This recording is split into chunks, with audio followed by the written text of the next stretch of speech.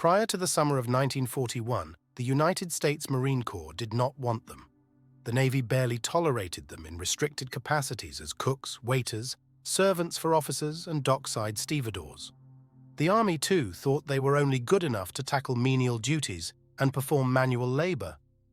On June 25, 1941, after black labor activist A. Philip Randolph threatened to embarrass President Franklin D. Roosevelt with a massive march on Washington to protest the military's policy of racial segregation, America's commander-in-chief, with his wife's urging, signed Executive Order Hash 8802, mandating that all services accept qualified African-American enlistees draftees.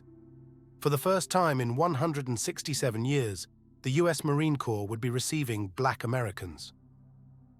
In 1936, 57-year-old four-star General Thomas Holcomb became the Corps' 17th Commandant, beginning his 7-year reign over all things Marine Corps. Like most white officers, Holcomb rigidly insisted that blacks had no place in his corps as they tried to break into a club that doesn't want them. As the Corps frowned upon the U.S. Army as an inferior, poorly trained, lesser motivated service, but one that was accepting black draftees and enlistees in segregated units, Holcomb declared, "The Negro race has every opportunity now to satisfy its aspirations for combat in the Army." With the Corps responding as an offshoot to Navy authority, Secretary of the Navy, Frank Knox, agreed. Attempting to integrate African Americans became an overwhelming challenge for the Marine Corps' Division of Plans and Policies as part of its Personnel Services branch. In charge of those affairs was a University of Southern California graduate, Colonel Ray Albert Robinson, a resident of Los Angeles, California.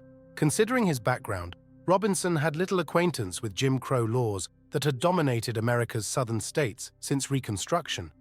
He had to follow the traditions of his era when Jim Crow spoke aloud with time-worn prejudices. Robinson said, Integration just scared us to death. We've never had any black recruits. We didn't know how to handle them. We were afraid of them." The bottom line from Robinson was, "Eleanor Roosevelt says we gotta take in Negroes."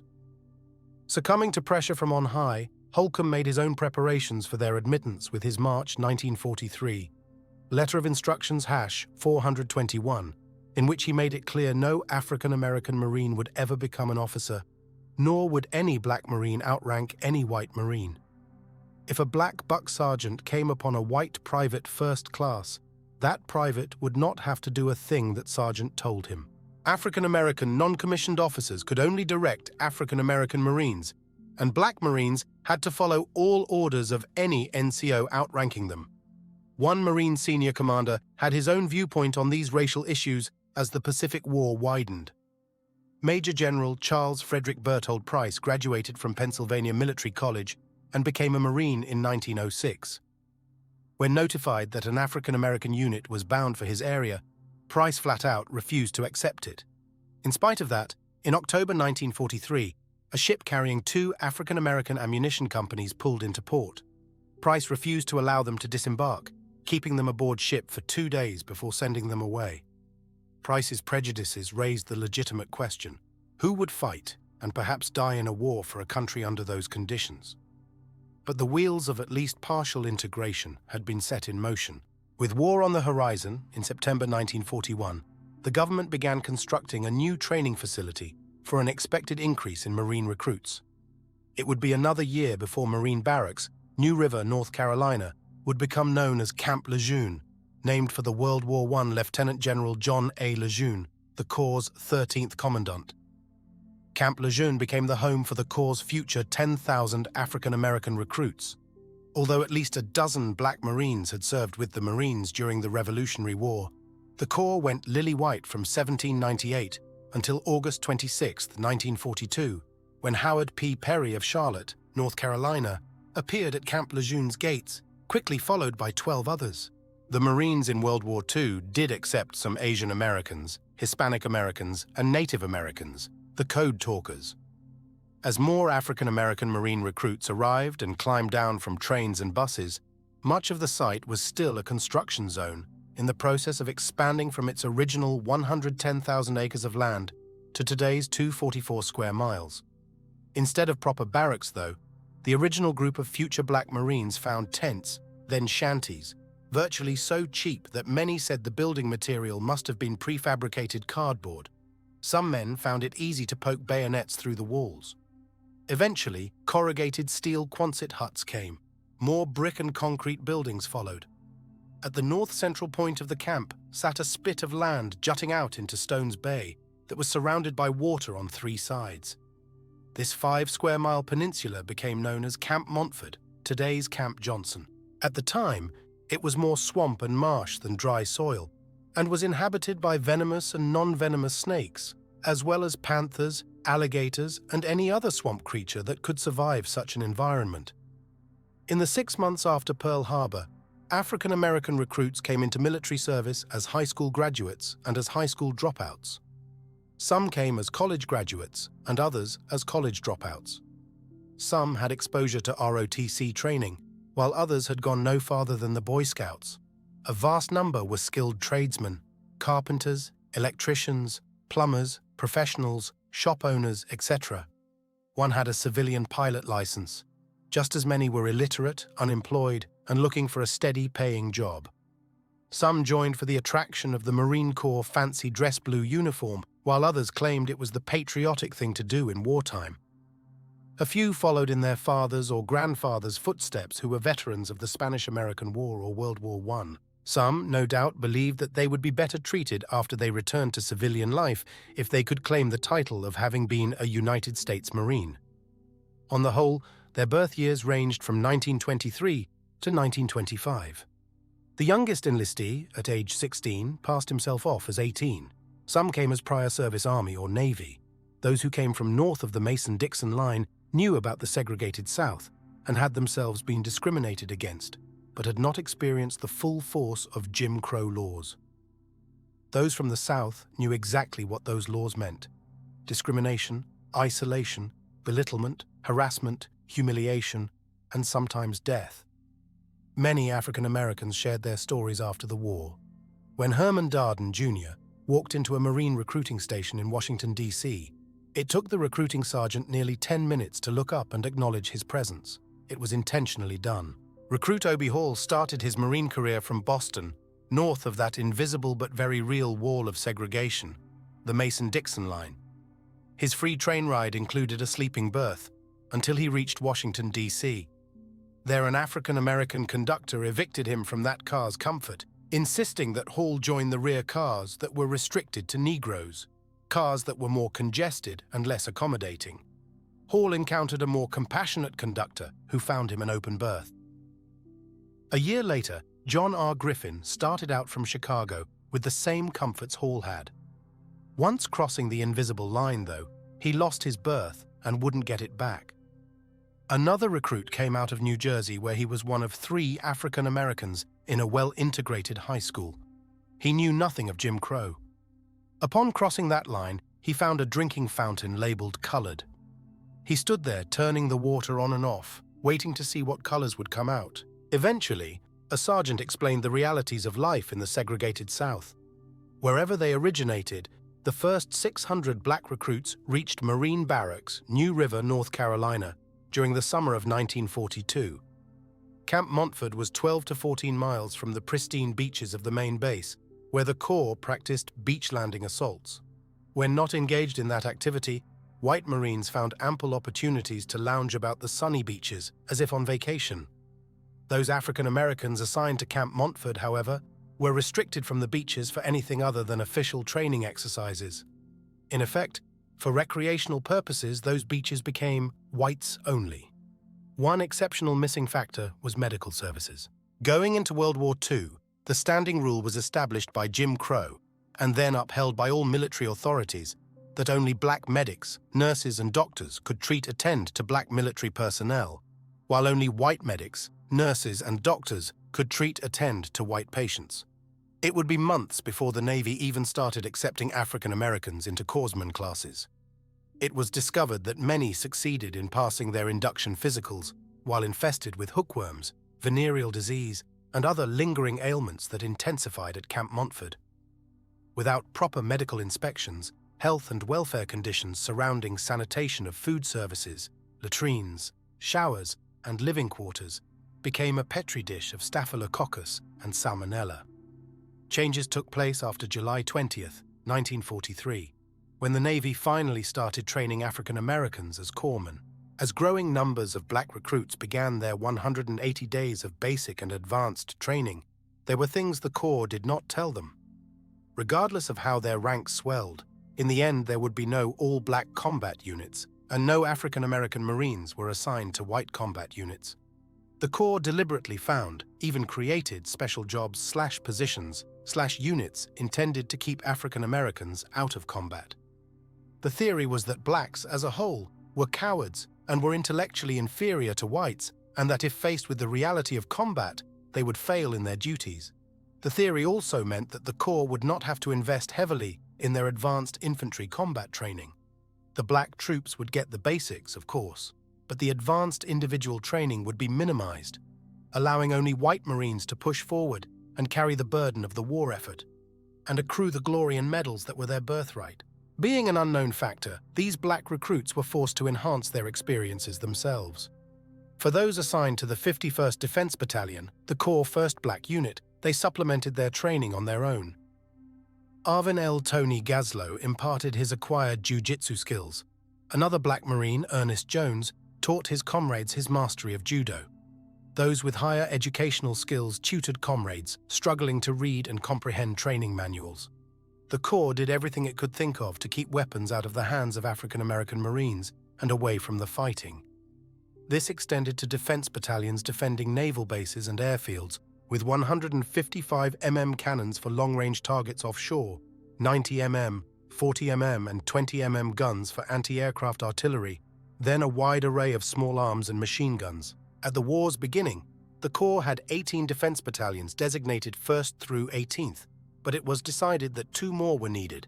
They were designated the 51st and 52nd Defense Battalions on August 18, 1942, and December 15, 1943, respectively, and were staffed by black Marines led by white officers. Although deployed to the Pacific, neither would ever see combat. The 2 battalions spent the war sitting on the captured islands, atolls of the Ellis Islands in the Gilberts, Funafuti, Nukufatau, Nanumea, Eniwetok, Majuro, Roy, and Kwajalein. Each battalion had only a single alert, the 51st of a suspected enemy submarine and the 52nd of inbound airplanes. Both warnings proved false. Both battalions came home after the war without ever firing a shot against the enemy. As the Pacific War expanded, another need came to light. As one island was approached, battled over, then claimed, that entire process demanded an unending flow of supplies. Handling those supplies, loading ships at the docks and offloading them where the supplies were needed, became an inefficient affair. For combat battalions would have to be pulled off the front lines and rotated to the rear to perform the task. The Black Marines seemed to be an ideal source of cheap labor for just such a purpose, and thousands of them were assigned as stevedores to load and unload ships on docks in the United States and the Pacific. A job as easy as that, the Corps figured, could be taught within 3 or 4 weeks. Over time, 49 Marine Depot companies would be formed, sequenced first through 49th Depot companies. Each company was comprised of 170 Black Marines. Although such supply activities were essential for the war effort, the fact that they were used as little more than beasts of burden rankled many Black Marines. They had joined to fight a war, not haul crates or drive forklifts. A glitch arose with the fragile handling of ammunition, shells, explosives, white phosphorus, timers, fuses, etc. Such material was too delicate a matter to entrust to anyone ill-prepared to handle it. So the Corps created its third African-American entity, the ammunition companies. Completely separate from the depot companies, the ammunition companies consisted of 260 Marines each. By war's end, they would be numbered 1st through the 12th. All had 3 white officers with African-American NCOs and lower ranks. Due to the delicate and potentially deadly nature of their work, the ammunition companies had a more intensive advanced training schedule that lasted up to 8 weeks. Although not trained for combat, these depot companies often found themselves under fire when they were required to land on islands held by the enemy, and all of them participated in combat, whether the Corps intended it or not. That would be done by direct face-offs with the enemy on Saipan, Tinian, Guam, Peleliu, Iwo Jima, and Okinawa. On June 15, 1944, the 2nd and 4th Marine Divisions stormed ashore on Saipan. Assisting the 2nd was the 19th Depot Company, while the 4th was supported by the 18th and 20th Depot Companies.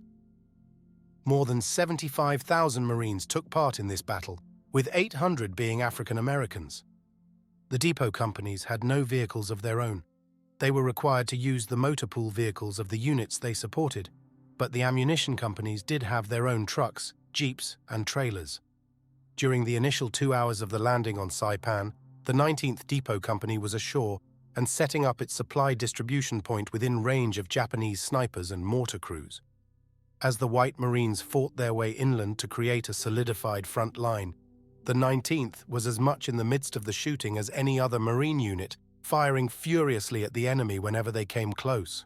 When not fighting, the Black Marines were unloading supplies, bringing them forward, then carrying the wounded back, only to repeat the entire process. For many of these White Marines at the front, this was their first time seeing a Black Marine, or even knowing they existed. After aiding in the removal of wounded, those of the 19th formed anti-sniper reaction teams, one man to spot the shooter and the other to pick him off. One of the companies handling the forwarding of supplies on Saipan was led by Captain William C. Adams. His orderly, Private Kenneth J. Tibbs, became the first African-American killed in action in the Pacific Theater on the day of the landing. The next day, PFC Leroy Seals died from wounds incurred on the beach. On that day, the 3rd Ammunition Company came ashore in an interesting manner. Its amphibious craft had pontoon bridging material lashed to the craft's outer side. Upon disembarking, they unleashed those planks and made a roadway to drive their own vehicles straight onto the beachhead instead of lugging their loads by hand. The fighting on Saipan was vicious in the extreme, with no quarter asked and none given. Faced with the reality of losing their island fortress, the Japanese orchestrated a massive, late-night, do-or-die attack on July 7th. This attacking force may have reached more than 3,000 dedicated soldiers, along with another 1,000 civilians ready to die for the emperor. Almost everyone died. Although their 15-hour attack failed, the attackers inflicted 1,000 casualties on the Americans, and the depot companies were in the thick of the fighting. The fight for Saipan officially ended on July 9, 1944, but there were still plenty of Japanese holdouts. Black Leathernecks Fred Ashe and Turner Blount spent as much time as many others tracking down these holdouts, bringing them in and guarding them as prisoners of war. In addition, the men of the 19th Depot Company partnered with demolition specialists to find and neutralize booby traps and mines. Lieutenant General Alexander Vandergrift, who had replaced Holcomb as Commandant of the Marine Corps in January 1944, was impressed by the courage and fighting spirit of the Black Marines. "The Negro Marines are no longer on trial," he declared. "They are Marines, period." The 3rd week of July 1944 brought 2 more significant events. The conquest of Tinian took only 8 days to accomplish, and taking part was the 3rd Ammunition Company from July 24th, August 1st, 1944, along with the 4th Marine Division. Within days, the 18th, 19th, and 20th Depot Companies were present. Between Saipan and Tinian, these 4 units received the Presidential Unit Citation Ribbon. Simultaneously, there was Guam from July 21st, 1944, when the Corps' 3rd Division arrived to reclaim it, to August 8th, 1944. They had the help of 3 platoons of the 2nd Ammunition Company on the North Beach, while the Corps' 1st Provisional Marine Brigade had the 4th Platoon and the 4th Ammunition Company on the South Beach. It was all an open invitation for sniper fire and bomb-laden suicide sapper attacks. In one such satchel-laden attack by Japanese infiltrators, the 4th Ammo Company stopped a dozen attackers dead in their tracks. Even though the island was labeled as secured, an estimated 1,000 enemy holdouts remained hidden away on the island that would have to be ferreted out. Private First Class Luther Woodward made himself a legend with his tracking abilities. On at least 3 occasions, he discovered footprints on trails and followed them to their source before engaging the enemy. In one event, he led a handful of fellow Marines up to a cave, knowing that an unknown number of enemy troops were inside. Woodward tossed in a grenade that chased one occupant out, making that an easy kill for Woodward. He then took his K-bar knife, entered the cave, and killed a second soldier. One trail track discovery may have been an enemy scouting party sizing up the 4th Ammunition Company and preparing for a night raid. In the official records for August 8, 1944, Brigadier General Lemuel C. Shepard, commanding the 1st Provisional Marine Brigade, proclaimed that the 4th Ammunition Company contributed in large part to the successful and rapid movement of combat supplies in this amphibious operation. The Marine Corps' biggest mistake in the Pacific came on September 15, 1944. Peleliu, the Corps' High Command, thought it would be a 3 to 5 day operation against the small island's 10,000 defenders. It would not end until the final days of November and cost the Marines 1,800 men killed and 8,000 wounded, at 40% the highest casualty rate of any amphibious assault in American military history. The 6-mile-long, 2-mile-wide island had more than 500 natural caves that 10,000 Japanese soldiers had fortified, digging tunnels connecting many of them. This included an incredible number of ravines, crevices, and gullies that became deep foxholes in which to hide. It would be the job of 16,000 Marines of the Corps' 1st Division, along with the 11th Depot and 7th Ammunition Companies, to pacify the island. Luckily for the 7th Ammunition Company, they had time to learn the jungle on Guadalcanal during pre-combat training sessions. Lee Douglas, Jr., was with the 7th Ammunition Company, but getting ashore at Peleliu was impossible. The problem was the number of corpses floating in the water and covering the shore, preventing the landing craft from reaching the beach. The 7th spent 2 days on landing craft, throwing out nets and pulling them back in, filled with dead bodies, before an opening could be made for beach landings. Even then, he said, we went with our rifles blazing. Lawrence Diggs was 19 years old when he landed on Peleliu with the 7th Ammo Company attached to the 1st Division's 3rd Battalion. Diggs said the enemy had placed their mortars on tracks that could wheel in and out of cover. Because so many caves riddled the island, ferreting out the enemy became a concerted effort. One team would discover an occupied cave and fire into it. Getting no response to that, either a tank came up or a flamethrower was put in use. Quite often, the enemy moved along their tunnels just to pop out behind the Marines.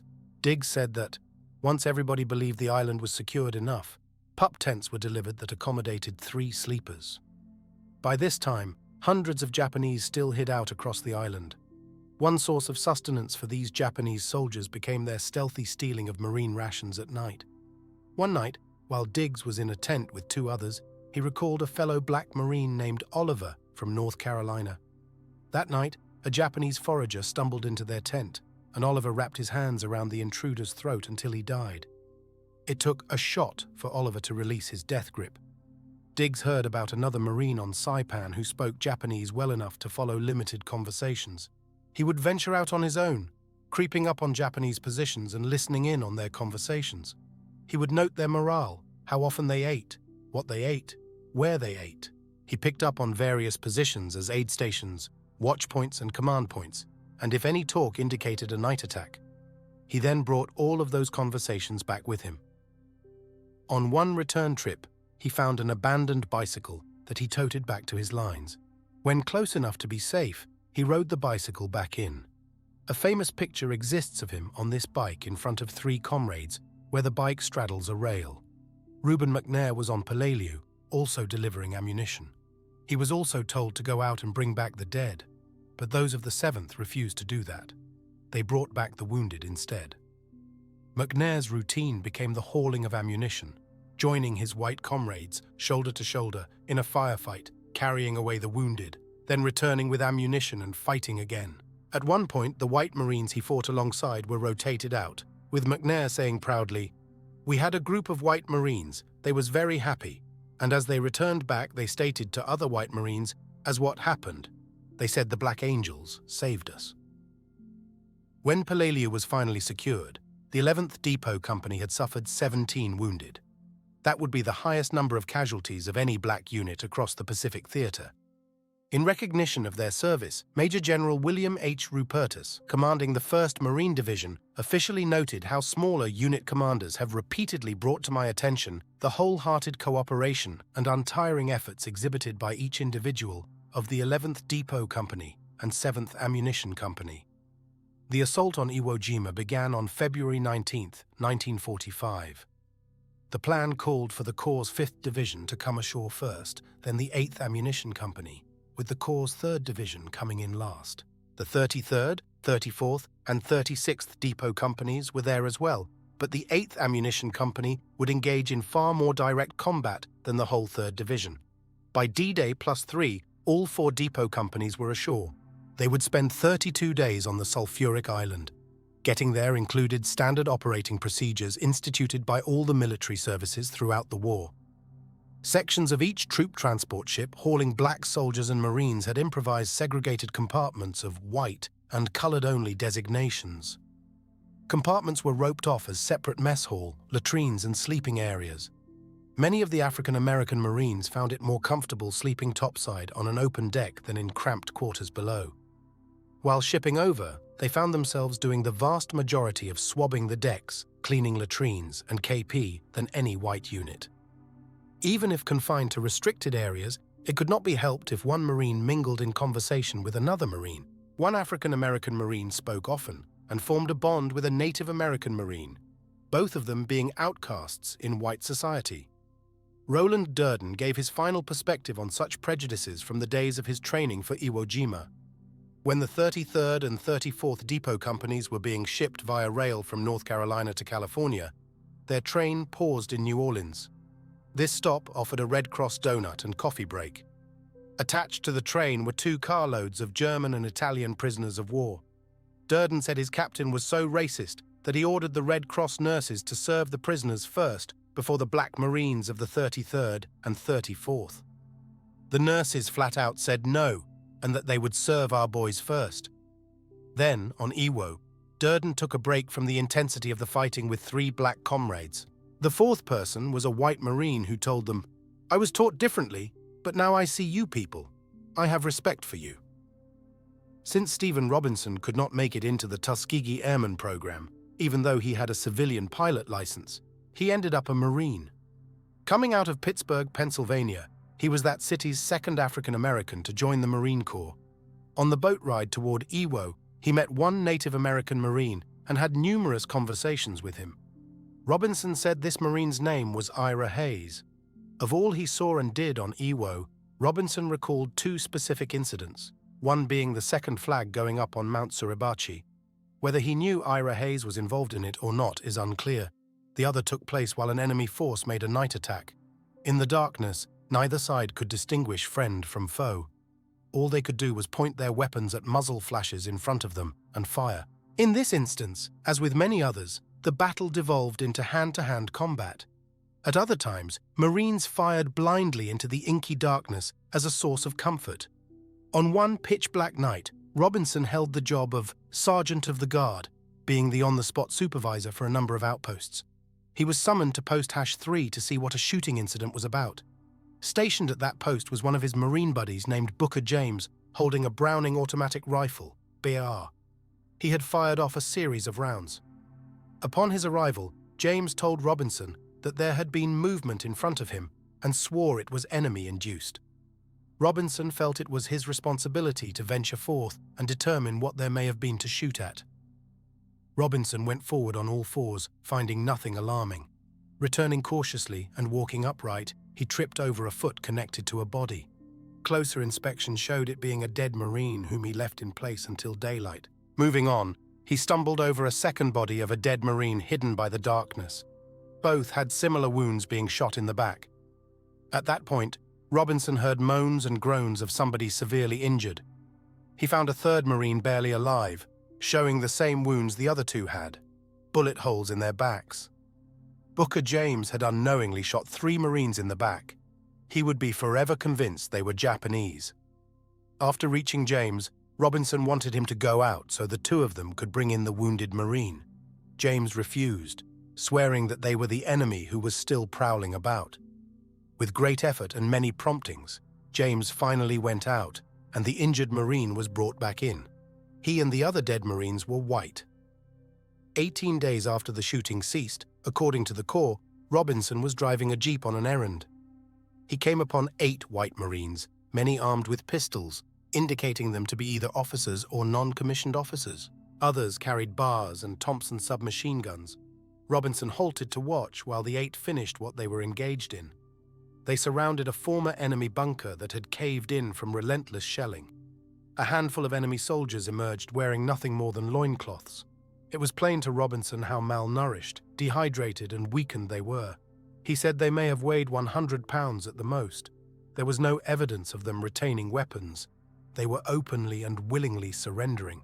Once they were gathered, and the 8 Marines assured nobody else was coming out, all those surrendering were shot dead on the spot. With that done, all that Robinson could do was drive on his way. Gene Doughty started out from Stamford, Connecticut, with a detour to New York City before reaching Camp Montford, then Iwo Jima. In their final desperation to inflict as much harm upon Americans of any color, a night banzai attack was launched virtually at the feet of the Marines. But it was a ragged, beaten force that emerged yelling from a series of undiscovered caves and tunnels. Many had no firearms. They attacked the Americans with homemade spears or clubs. Archibald Mosley told about the youngest African American of any outfit in the Pacific Theater, a Marine everyone called Babyface for his youthful looks and exuberant attitude. And he was young. He had enlisted at age 16 and probably was not yet 17 when he landed with the 36th Depot Company on Iwo Jima, where he became the youngest black Marine to die in action. Mosley recalled the night that the Japanese swarmed out of their caves and tunnels and attacked the 36th Depot Company in a suicidal banzai charge, badly wounding Babyface. Because the religious Mosley had ended each night with prayers, the members of his unit asked him to pray for the youngster whom everyone loved and tried to protect. But his prayers did no good.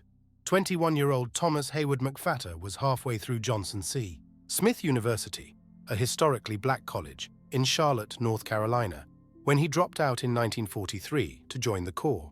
His education and intelligence got him assigned to the 8th Ammunition Company, where he was a platoon sergeant and handled the complexities of explosives, fuses, detonators, and all things ammunition.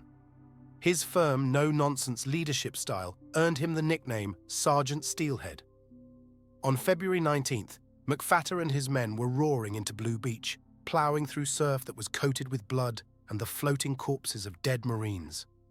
He recalled, "There were bodies bobbing up all around, all these dead men. Then we were crawling on our bellies and moving up the beach. I jumped in a foxhole and there was this young white Marine holding his family pictures. He had been hit by shrapnel. He was bleeding from the ears, nose, and mouth."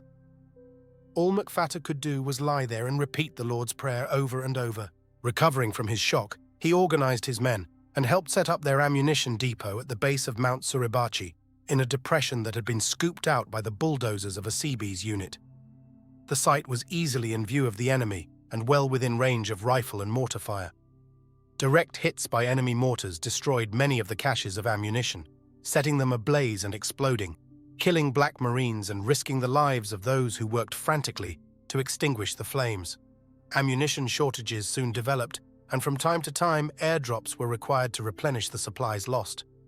There was always a high demand for hand grenades. One such drop landed in the middle of no man's land, so McFatter led a squad out to recover what was dropped. Repeatedly, the squad went and came back intact with all their personnel and misplaced ammunition. On February 23, 1945, a group of 6 Marines from the 2nd Battalion, 28th Marines, passed by the 8th Ammunition Company, with one member carrying a small American flag and heading in the direction of Mount Suribachi. Realizing what was about to happen, and seeing that the group had no pole on which to hoist the flag, McFatter quickly rummaged through a nearby scrap pile to find a suitable pipe or pole and gave it to the flag-bearing Marines. Unfortunately, most history books make little mention of how this flagpole was found. The usual story is that the Marines passed by a rain-filled cistern and yanked loose a length of rusty pipe for their flagpole. Wherever the pole came from, 900 African-American Marines and almost every other Marine on Iwo Jima saw their country's flag go up that day. The 6 men proceeded up the slopes of the 560-foot-high volcano, the highest point on the island, with flag and pole. The flag went up, but it was too small. A Marine battalion commander wanted a bigger flag put up for all to see across the island. The raising of that second flag by a different squad was filmed. and Joe Rosenthal's photograph became the iconic symbol of Marine Corps history, as well as of American victory in World War II. Photos do exist as the smaller flag was raised, came down, and the larger flag went up. What may be lost to history is the question of this first flagpole. Was it the pole McFatter said he provided? Or was a second pole found, as some sources claim, and yanked from a rain-filled cistern? The historical record is unclear. As for the rest of his tenure on Iwo Jima, McFatter saw white Marines willing to provide their own blood directly, via blood transfusion, to wounded Japanese prisoners, while no one ever asked an African American to give blood, either to white or Japanese wounded. McFatter was also perturbed that almost every time a combat photographer wandered by, he turned his camera away from the black units, sharing their blood and sweat with their white comrades and blatantly refusing to film their activities. Only a few shots exist of black Marines on Iwo Jima. After the war, McFatter became a Navy chaplain and served during the Korean and Vietnam Wars, retiring with the rank of captain. He died in 2009. The last land campaign of the Pacific War for these Marines was the invasion of the 466-square-mile island of Okinawa on April 1, 1945. Okinawa became Japan's final death match, where the largest collection of African-American Marines and sailors saw their last battle of the war. From the Corps came the 1st, 3rd, and 12th Ammunition Companies. The 5th, 9th, 10th, 18th, 37th, and 38th Depot Companies began arriving on May 21, 1945. In a futile, desperate attempt to throw back the invaders, over half a dozen Japanese Betty bombers flew over Yontan Airfield on May 24, 1945. It seemed each plane carried at least 78 banzai-crazed Japanese looking to land in the midst of an American airstrip and destroy the planes. Most were shot out of the sky. One or two flew off and were unaccounted for. One plane made a wheels-down landing on the strip. Unfortunately for the Japanese, the 10th Depot Company never shirked their military duty as an airstrip security force. In a major standoff, the Japanese got as far as destroying 8 planes, damaging 24 others, and burning up 70,000 gallons of aviation fuel before being stopped by the 10th Depot Company. 69 dead Japanese were collected across the airstrip. Fighting in the Pacific came to an official end on August 14th, when the Japanese agreed to unconditional surrender following the atomic bombings of Hiroshima and Nagasaki. The official surrender documents were signed aboard the battleship USS Missouri on September 2, 1945. Although they had been segregated, abused, disrespected, discriminated against, and used as common laborers because they were thought to be incapable of combat, the Black Marines proved otherwise. They had broken the long-standing military color barrier, and life in the Marine Corps and throughout the rest of the U.S. Armed Forces would never be the same. African-American soldiers, sailors, Marines, and airmen would distinguish themselves in all of America's upcoming wars. Although there were no Black Marines in the 2 groups that hoisted the flags above Iwo Jima, their fingerprints were on the pole used to fly the first flag, and they will always be there,